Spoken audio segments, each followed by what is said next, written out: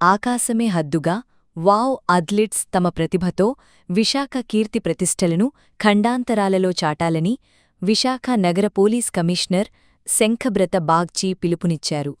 దాతలు ఆర్థిక సహకారం అందించి చేయూతనిస్తే ఎంతో మంది తమ ప్రతిభతో ఉన్నత శిఖరాలను అధిరోహిస్తారన్నారు. విశాఖ మురళీనగర్ వనితా వాకర్స్ భవన్లో ఏర్పాటు చేసిన సభలో ఆయన ముఖ్య అతిథిగా పాల్గొని ఇటీవల మలేషియా, శ్రీలంకలలో జరిగిన ఇంటర్నేషనల్ మాస్టర్స్ అథ్లెటిక్స్ ఛాంపియన్షిప్ 2025లో పాల్గొని స్వర్ణ, కాంస్య, రజత పతకాలను సాధించిన వావ్ అథ్లెట్స్లకు శుభాభినందనలు తెలిపారు. గౌరవ డాక్టరేట్ పురస్కార గ్రహీత, వావ్ చీఫ్ పేట్రన్, ప్రముఖ సామాజికవేత్త డాక్టర్ కమల్ బెయిడ్ను ఘనంగా సత్కరించారు. గౌరవ డాక్టరేట్ పురస్కార గ్రహీత, వావ్ చీఫ్ పేట్రన్, ప్రముఖ సామాజికవేత్త డాక్టర్ కమల్ బైడ్తో పాటు నూతన ట్రస్టీలు సుబోధ్ కుమార్, కపిల్ గర్వాల్, వావ్ అధ్యక్షుడు మంగవరప్రసాద్, కార్యదర్శి సుధాకర్, కోశాధికారి M Ramarao, coordinator CH Srinivasaraju, PRO Vamsi Chintalapati, walkers international జిల్లా గవర్నర్ కె ద్వారకానాథ్ ఘనంగా సత్కరించారు.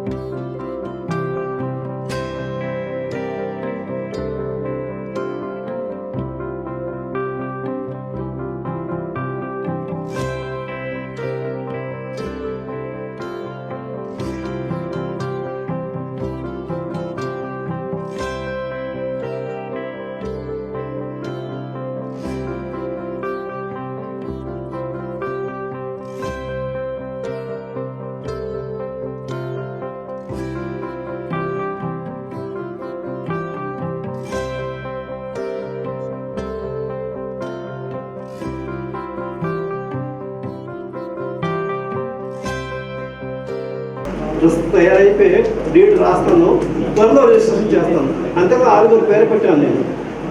నేను వరప్రసాద్ గారు, నా సుబేర్, కపిల్ అండ్ శ్రీనివాస్ 6 పెట్టాను. తర్వాత ముందు ఇంకెవరు వస్తే కలవచ్చు. జస్ట్ ఇంకా స్టార్టింగ్ రిజిస్ట్రేషన్ కోసం 6 పేరు పెట్టి ట్రస్ట్ చేశాను.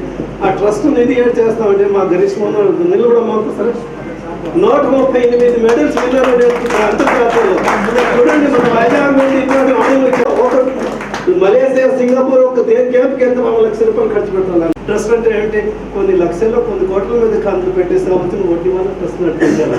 ఇటువంటి పిల్లలందరికీ కూడా మనం సాయం చేసేసి మనం వైజాగ్ పేరు ముందు తీసుకురావాలి. అంటున్నాల్సి కాదు, ఇంటర్నేషనల్ లెవెల్కి వైజాగ్ పేరు వెళ్ళాలండి. ఇప్పుడు నిన్న చూడండి, సింగపూర్, శ్రీలంక వెళ్ళారు. పాపం ఖర్చు పెట్టడానికి నేను ఇక్కడ లేను, నేను లేను. వాళ్ళు ఖర్చు పెట్టడానికి అవకాశం కుదరలేదు. ఉండిపోయారు మన 6 కూడా ఉండిపోయారు. అది నాకు ఎంత ఏడుపు వచ్చింది. నేను ప్రసాద్కి చెప్పాను, ఎందుకో ప్రసాద్ నన్ను అడగవలసింది కాదు, ఇద్దరు తీసుకోవాల్సింది.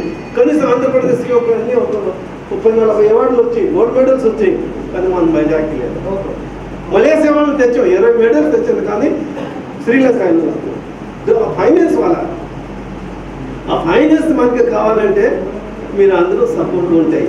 రూపం అంటే చాలు అండి, రూపం అంటే చాలు. రూపాయి 10 రూపాయలు, 100, 1000 లక్షలు చేసుకోవచ్చు. కానీ మీరు చేయడానికి ఉంటారు.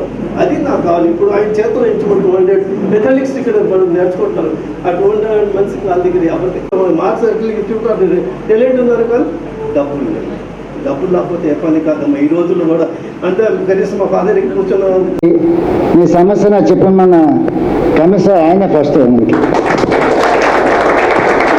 అలాగే నేను 30 సంవత్సరాలుగా చాలా ఆర్టికల్స్ రాస్తుంటా, అన్ని సేవా కార్యక్రమాలు అవనండి, సామాజికమైనవి, సమాజానికి ఉపయోగపడేవన్నీ రాస్తుంటాం.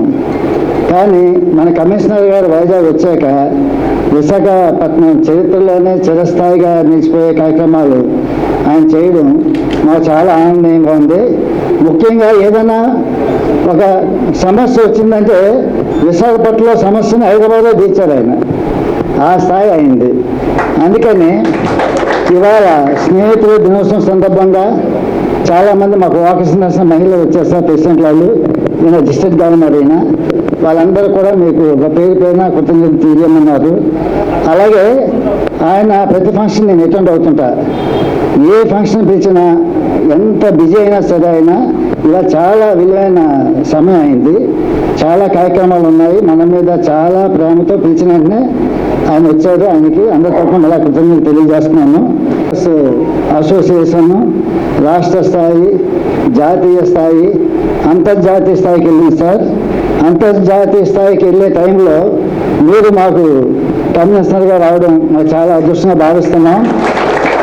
కేవలం ఆయనకు ఒకే మాట చెప్పా కమిషనర్ ఆఫీస్కి వెళ్ళినప్పుడు సార్కి, సార్ మీ బ్లెస్సింగ్స్ వల్ల ఇవాళ మా వాళ్ళు అంతర్జాతీయ స్థాయిలో వాళ్ళు మెడల్స్ తెచ్చారు.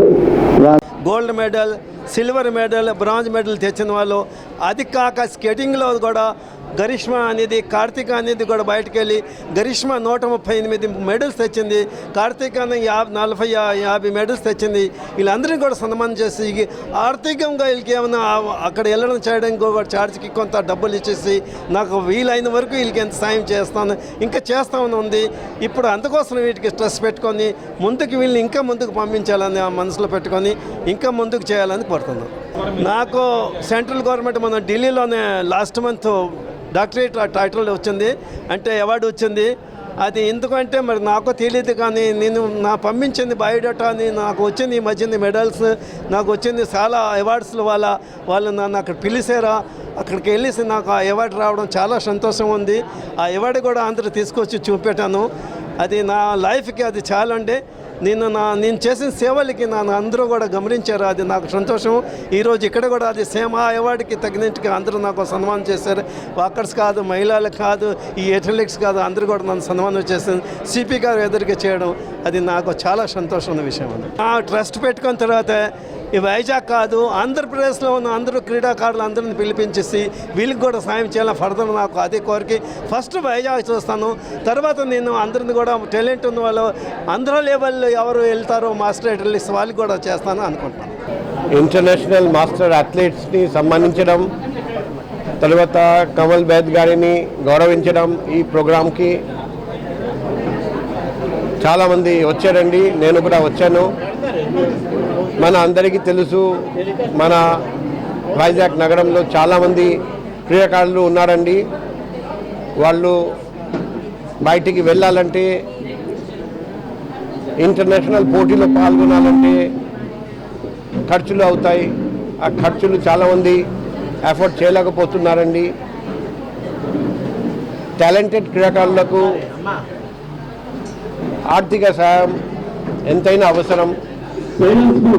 ఈరోజు సభముఖంగా ఒక ట్రస్ట్ ఏర్పాటు చేస్తామని కమల్ బైద్ గారి ఆధ్వర్యంలో ఆ నిర్ణయం తీసుకోవడం జరిగింది. ఈ ట్రస్ట్ వల్ల రాబోయే రోజుల్లో వైజాగ్ చెందిన చాలామంది క్రీడాకారులు బెనిఫిట్ పొందుతారని నేను ఆశిస్తున్నా. అదే మాదిరిగా నేను కూడా ఒకటి సలహా ఇచ్చాను. వైజాగ్లో చాలామంది దాతలు ఉన్నారండి, చాలామందికి ఆర్థిక ఇబ్బందులు కూడా ఉన్నాయి. అందుకే వాళ్ళు క్రీడా రంగంలో లక్ష్యాలు సాధించాలంటే డబ్బు అవసరం, కానీ పేదరికం వలన చాలామంది సాధించలేకపోతున్నారండి. ఒక సాఫ్ట్వేర్ ప్లాట్ఫామ్ ఉంటే దాతలు ముందుకు వస్తారండి, క్రీడాకారులు ఇంకా ఆర్థిక ఇబ్బందులు ఉన్నవాళ్ళు కూడా ముందుకు వస్తారండి. సో అక్కడ పోలీస్ డిపార్ట్మెంట్ తరఫున మేము జెన్యునా కాదా అవసరము వెరిఫై చేసి దాతలకు తెలియజేయడానికి మేము సిద్ధంగా ఉన్నాం. అలా ఉంటే చాలామంది పేదవాళ్ళు, చాలామంది టాలెంటెడ్ క్రీడాకారులు బెనిఫిట్ పొందుతారని నేను ఆశిస్తున్నా. ఈ సందర్భంగా ఈ చక్కటి ప్రోగ్రాం ఏర్పాటు చేసినందుకు ఆర్గనైజర్స్ అందరికీ ఈరోజు అంతర్జాతీయ స్నేహితుల దినోత్సవ సందర్భంగా అందరికీ హృదయపూర్వక మనస్ఫూర్తిగా శుభాకాంక్షలు తెలియజేస్తూ ముగిస్తున్నాను.